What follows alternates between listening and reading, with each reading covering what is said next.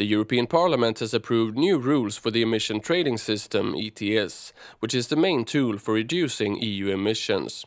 Most agree that the previous ETS hasn't worked. There's been an oversupply of emission permits and the price has been too low.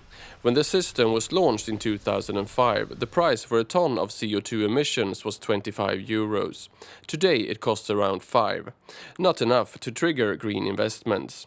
The aim with the overhaul that the Parliament voted on was to solve these deficiencies in the next phase between 2021 and 2030. According to WWF, this was not done. It's actually a big disappointment and a failed credibility test for Europe to meet up its commitments under the Paris Agreement.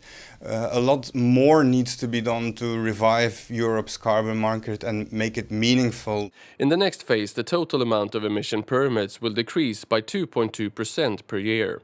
The number of extra permits that goes into a reserve will be reduced with up to 1 billion in total. This is in line with the original Commission proposal, but it's less ambitious than what the leading environmental committee voted for in the Parliament.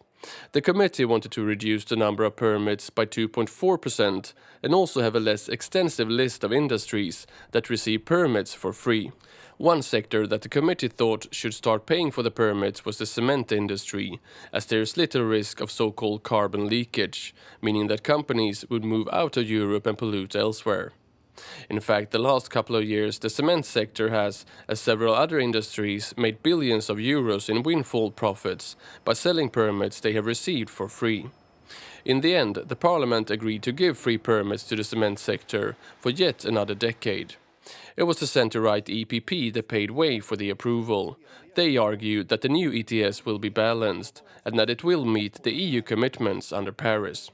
We committed in Paris to decrease our CO2 emissions by 40% to 2030, and that's exactly what we voted for. Christofer Fjellner also argues that it doesn't really matter if the number of permits are reduced by 2.4% or 2.2%, because on a global scale EU emissions are small. 2030, the European Union will stand for 6.4% of global CO2 emissions.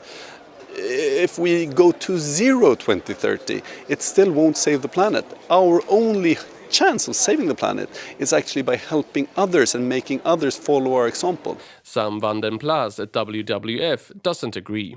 My grandmother always told me, if everybody cleans in front of their own door, then the street will be very clean.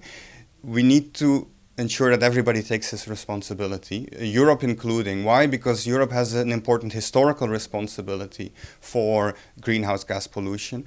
Europe is a very wealthy region. And finally, if you look at the emissions in Europe per person on an annual basis, they are much higher than in the rest of the world.